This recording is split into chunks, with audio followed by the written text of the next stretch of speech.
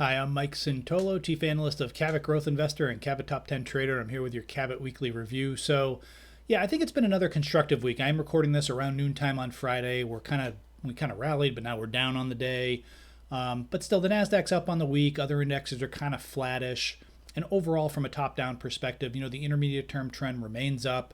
And just in general, it just seems like the sellers haven't really been able to put up much of a fight, whether it's on earnings or whether it's on economic news or anything like that. So that's obviously to the good. And I'm also seeing some improvement, not a stampede, a blast off type situation, but some improvement in the number of stocks hitting new lows, improvement in sort of the growth versus defensive stocks, our aggression index, characteristics. So I think that's to the good. I do think bottoms up, though, we're starting to see a few things stretch their legs. But it's still, the vast majority of action is really in the stocks that went from 100 down to 20, and now they're quote unquote soaring on earnings all the way back to 35, stuff like that. And that's okay. There's nothing wrong with that. And I'm actually going to go through, I have a lot of stuff to go through here this week. I'm going to go through some of those off the bottom names. I think there could be some trading opportunities. Some could set up some more position type opportunities like intermediate to longer term. We'll see. So it's not a bad thing, but you still want to see some things really just break out. And I can tell you in good markets, just from experience, you kind of show up in the morning, you run your screens, and you're like, oh my God, I didn't even see these other 8 stocks all breaking out and doing this. In this situation, there's really not much of that. There's a few things popping up. There's a few things that look better. It's certainly more good than bad, but we're still not seeing, it's not 1999 or even anything close to it out there in terms of breakout. So I'm not trying to poo-poo the rally. I think it's fine. But again, I think you should go slow and just get pulled into the market. If you buy 4 stocks and 2 look okay and 2 look bad, don't just go buy another 4. Maybe sell 1 and buy 2 more. You kind of want to feed what's working. But if you're just buying 4 things, not making any progress, I'm not saying you just do nothing, but maybe you rotate into something that is working, but you don't want to just keep putting money in if you're not making too much progress. Right now, it's still tricky out there with a lot of news, a lot of, earnings reports from competitors are knocking a stock down, stuff like that. So you just got to kind of, be careful, try to buy correctly, and then see how it goes. Okay. Now, I want to hop on the charts because, like I said, I do have a lot to go over here. As usual, I'm using a program called MarketSmith. It's a product of Investors Business Daily. You can learn more at marketsmith.com. I'll get out my pen here and my notes. Okay, so this is just a NAT. We'll run through the indexes as usual here. So right now the NASDAQ is, you can see it's down, 100 points today or something. But, a really nice run here recently, really from this sort of mid-July low and clearly above this 25-day line. And right now, actually, we're kind of using this 50-day line as a demarcation. So the reason I'm saying this is there's plenty of daylight. Now, obviously, next week, you wouldn't want to see the NASDAQ come straight down here. But be that as it may, there's plenty of room for the indexes to correct and consolidate. Now, the NASDAQ is the strongest one. You can see how it's easily above. This was sort of the late May, early June rally. You can see how it's easily above that. Maybe we pull back into it, but either way, it's above that. The other indexes are still kind of battling with it. So here's the S&P 500. Again, I'm not a big level person. The intermediate term trend is up, which is what counts to me. But just noticing that the NASDAQ's a little stronger, usually a good thing. But here's the S&P kind of right up into this area. The IWM, small caps, didn't quite, pretty much almost got to that area. Mid caps, the other indexes all kind of look similar, not quite up to or just barely up to that sort of late May, early June area, okay? But all are in intermediate term uptrends. This is a New York Composite, actually quite weak. More energy and commodities on that one, of course. But still, all of them intermediate term trend positive, which is what counts for me. But short term, a little bit extended here, so we'll see how it plays out, okay? And then when you look at this is the NASDAQ. When you look at the growth funds, I wouldn't say they're as strong as the NASDAQ, but again, they're kind of like the rest of the market, a little bit out above this, again, late May, early June period, intermediate term trend up. This is QQQJ. This is the IPO fund. Of course, these things are buried. Longer term, we're still below these moving averages, but you're getting a little bit ahead of steam here, a little bit of daylight here to pull back or consolidate if it wants. IWO, is another one, same sort of chart. RPG is sort of big cap growth or bigger cap growth. So same sort of thing. So intermediate term trend up. There's been some, I don't want to say super persistent, but some persistent buying or at least lack of selling out there. And that's all to the good, okay? Now just starting to run through a few things. XLP, I'll bring this up in most videos. I like watching it, especially at this point in a rally. it got a little bit of a bump here, but now it's coming back down. Interest rates are up today because of the jobs report, yada, yada. But I just take it for what it's worth. So this is down, 1% today, which is good. If you look at the NASDAQ versus the XLP, which I like to do, it is kind of starting to turn up on an intermediate term basis as well. So that's to the good, okay? Bull market stocks. These are just random kind of thought. I went through a lot of screens the last few days. I wasn't on deadline too much this week, so I had a little bit more time to do some research. Goldman Sachs, I think I mentioned this a few weeks ago. Longer term, still, below 200-day line, and had this big long decline, of course, topped out here with the market, really double topped here a little bit ahead of the market. But Goldman's just kind of a bellwether that I keep a distant eye on, and just big earnings reaction, number one, and then follow through. It's not just like it gapped up and then fell apart, right? It gapped up, followed through, and now it keeps acting well. It's acting tight. There's been no selling in here. Similar story with Morgan Stanley. What does it mean? Well, maybe nothing. Maybe it just bumps up here and comes back down. But so far, that's certainly a character change from this past 6 months is really what I'm seeing in some of these quote-unquote bull market stocks. And Goldman and Morgan, they're kind of like the granddaddies of the bull market, environment. That said, it's still tricky out there. So here's end phase, ENPH. A little bit of selling today up at this sort of round number resistance. But this looks fine. Okay, so this is micro inverters, solar stocks. Looks good. Big breakout, follow through. It's gone up a little bit since then. Obviously, it could pull back a little bit, but looks good. Looks like really one of the classic looking growth stocks. What about its close peer SolarEdge, which it tracks very closely? No. This one actually reported earnings and gapped down. So it's just kind of one of those situations where it's like, it's not everyone's rowing in the same direction, clearly, okay, even within the same group. Now, most of solar stocks do look good. I'm not trying to say there's some, insidious pest there or anything like that, but it's just one of these things where these stocks have traded. You can just look at the weekly chart. This is SEDG, which it wasn't quite as strong as end phase, but just look at how it, the overall pattern of it, just keep that in mind. And then look at ENPH, they traded very similarly, and then all of a sudden, starting this week, they didn't. So it's a little bit of a tricky environment.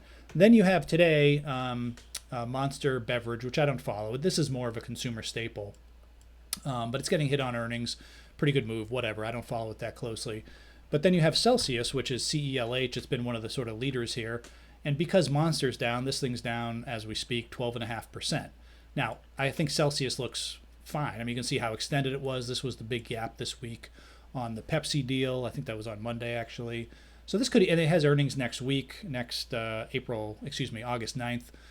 So maybe it just pulls back and it's fine. And I think it could be, actually. But the point is just if you're not, even if you're buying on great news and the stock has huge volume, boom, all of a sudden 12% in a day, you know what I mean, sort of thing. It's definitely, we're still seeing a decent amount of that stuff out there, okay? Another note, just kind of moving through some stuff, chip stocks. I'll actually look at the SMH. Kind of unusual so far. The chips were actually really underperforming. So this is the May, this is the SMH, but in May, a lot of growth stocks kind of bottomed out. And then when the market tanked in June, they kind of held those lows.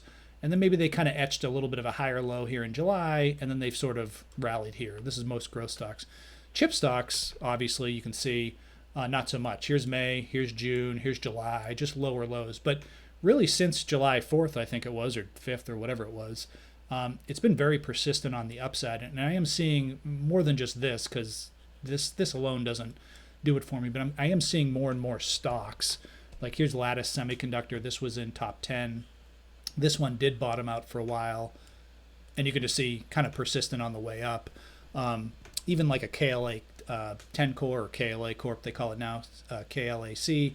Again, kind of bottoming out, a little bit of a shakeout here in July, and then just kind of smoke up a chimney to multi-month highs and reacted decently to earnings, okay, that sort of thing. So I'm just seeing more of this in the chips sector, which I think is good for growth, number one, and number two, could produce some leaders. There's a few names in there I'm going to dig into this weekend, okay? I want to talk a little bit about off the bottom stuff. Sorry, I'm kind of just going in circles here, but different topics, but they all kind of came to mind. So here's DraftKings, big run, speculative, of course, topping out, and then huge decline. Did bottom out for a couple months here. Like I said, most stuff kind of hit their low. Most growth stuff hit their low in May. And now it's sort of popping up. My take with these is a couple fold. I mean, if you look at the chart here, they could be decent trading opportunities, but just realize there's still probably a lot of overhead to deal with, 200-day lines, old price overhead and stuff like that. And people that just kind of close their eyes to it, they still own it. It's not like 5 years has gone by and they got sick of it and sold it for a tax loss. It's all just kind of happened in the last 6 months. So the odds of these things, back to the weekly chart, the odds of this just kind of going back to 50, is it possible? I guess, but is it probable? No, not at all. So just know what you're dealing with. It doesn't mean these things, which are very volatile, it's up 33% this week, doesn't mean you can't trade it, swing trade it. If that's your game, go for it. But just be careful, take partial profits on the way up, raise your stops if that's the way you want to do it, okay? Another one, like a name that I like a lot, Shift4 Fundamentally. I think it could be sort of a next winner in the payments space, but you can just see it's been in a big decline here. It did pop on earnings, but it's just got, all this overhead, and it's got the 200-day line.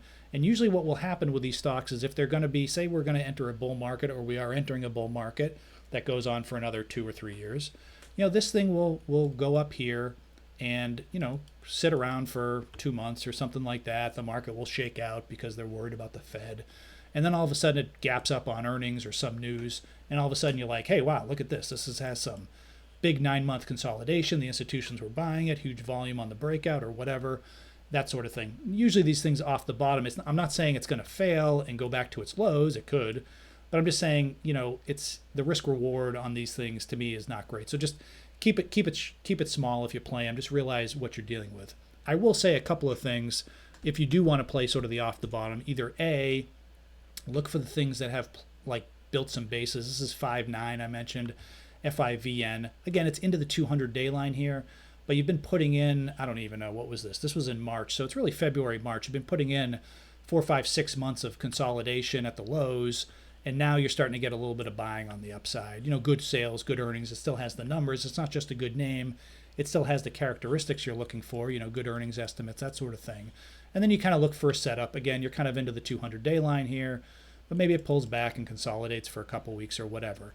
The other thing I would mention, and this is a name that's blast from the past and is off the bottom, this is Uber. And just when it's very powerful, you had a little bit of a bottom here. This is one where we'll see what the volume is this week, but it could be really one of the biggest weekly volumes here in a long time. We'll see how it turns out.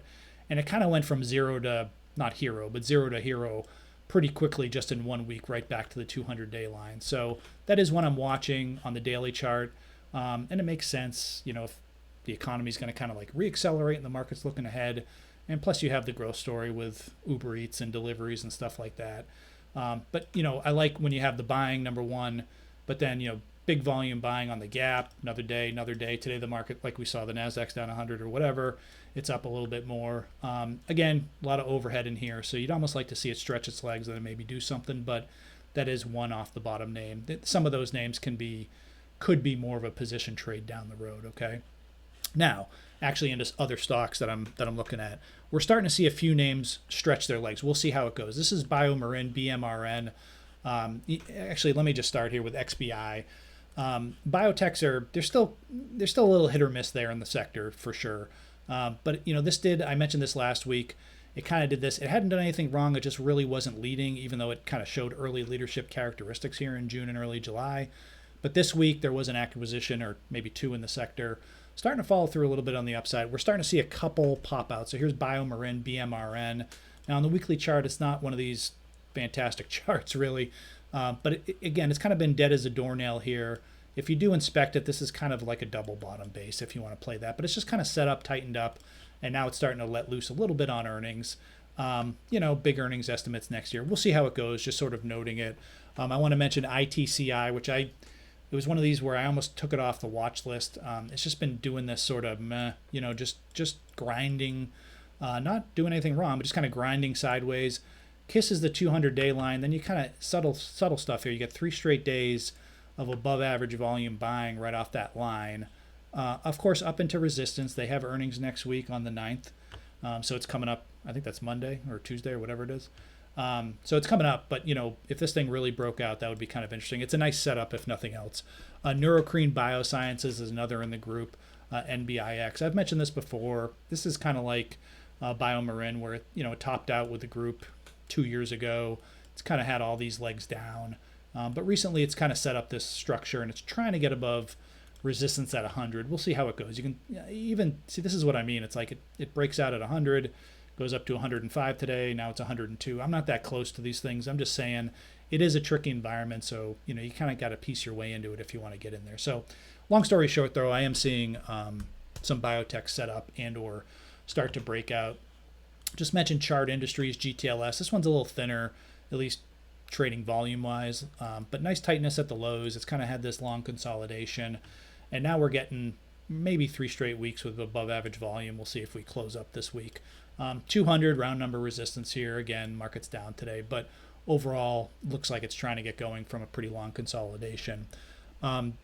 Duolingo, DUOL in there. I've mentioned this before. I mean, again, you have this kind of long, I don't say long, but multi-month bottoming process. You've got this, you know, volume accumulation in here, big volume here. This last one might have been some index edition, but even so, clearly like there's been some accumulation. And then we kind of have this very sloppy consolidation in here, and then it reported earnings last night, and it's pushing higher. But, you know, keep an eye on it. Again, this is one of these where it's kind of bumped up against resistance, backed away, but it didn't fail. It's just been chilling out in here. Let's see if it can some of these can follow through on the upside. Chipotle, just want to mention it. It's a $1,600 stock, which I know a lot of people hate. It doesn't bother me, but, you know, just I don't want to say a liquid leader, but you do want to see some of these big liquid names that didn't get destroyed down here start to show, you know, this is a sign to me that the institutions are getting interested, right? It's not like it's down 80% and gapping up on an earnings report. Here we are back above the 200-day line. And again, you're starting to see not just the earnings gap, but, you know, 1, 2, 3 days up since then. You know, we'll see how it goes. Again, there's resistance here, but it's a decent setup, something to kind of keep on your back burner. AGL, we'll see how this goes. This is kind of like Duolingo. This is in the medical space. It's a long story, but basically it's physician. They basically partner with physicians to help with their, you know, Medicare operations and stuff like that. Anyway, you kind of have this, you know, big double bottom base, followed through a little bit on the upside. A short outfit took a shot at it, but you can see the stock is really not pulled back that much. They did report earnings yesterday. You can see it's down a little bit today, but just kind of hanging in here. Again, you're kind of like, hey, can we get above, you know, really some multi-month highs here and fall through on the upside, or is this kind of going to fall apart? So that's a name to watch. I'm noticing a little strength in some of these old payment, you know, the cloud software payment people, not payment, but cloud payroll, I should say. So here's a Paycom, PAYC, you know, decline, bottomed out, but back above the 200-day line, good earnings, good estimates. I think they have something relatively new that's being adopted, but you can kind of see, again, for the first time really all year, you're seeing, I mean, I guess you had a few days like this in March and April, but you're seeing a string of above average volume buying days. So somebody's starting to dip a toe in, maybe a foot in, sort of thing into some of these, as one of my friends said yesterday, and getting above their Paylocity, is it? PCTY? Yeah, Paylocity gapping up on earnings today. You know, tailing. I'm not saying it's a great buy in here, but same sort of pattern, trying to bottom out for a while, and now a few days in a row of accumulation. And then just a couple more names. Dutch Brothers, which is an old favorite of mine, coffee, revolutionary new product, coffee and energy drinks and stuff like that. But it got destroyed on inflation and margin worries during the worst of the market decline. I will say volume has really, really dried up, which is could be very good, could not be. We'll see. It's a little thin. They have earnings next week. They're still overhead, but I'm just kind of keeping a distant eye on it. It's a great cookie cutter story. And then in terms of slow but steady, this is C.H. Robinson. This is a logistics firm. And just it's been up and down. You can just see, obviously, it's gotten hit, but it's tried to get going a bunch of times. You can see in the last few months, it keeps selling off. Now it reacted well to earnings, and I just noticed here running my screens, nice tight consolidation here. It's not going to double overnight, not the most exciting name, but this could be something, you know, some improvement in the transport stocks too could work. So back to the market, I see more good than bad. I see more improvement than not. But let's see how it goes. Okay, we're still in the longer term downtrend. Still a lot of stocks below their 200-day lines. There's still a lot of action in the off the bottom names. So I'm kind of I don't want to say half expecting, but I wouldn't be surprised if we did shake the tree a little bit. people start refocusing on the Fed, rate hikes, whatever. And let's just see how we handle it. Do we pull back in here? I remember saying this back here. The market had this rally, hit the 200-day line back then. It's like, hey, do we pull back in here and kind of consolidate? No, what we did is we just boom, down, gap, get another gap a few days later. It was just right below the 50-day line. Do we pull back controlled and kind of hang in there? Or obviously if we melt down, that would be bad. So far, I would say the odds favor it holding up. I think there is some budding support in there, but we have had a good run. So I think any pullback that we get, both in the market and individual stocks and some of these stocks that are setting up or trying to break out, I think that'll be really good feedback into the health of the market going forward. Okay, that's all the time I have for today. As always, thanks for listening, and be sure to come by again next week for another Cabot Weekly Review.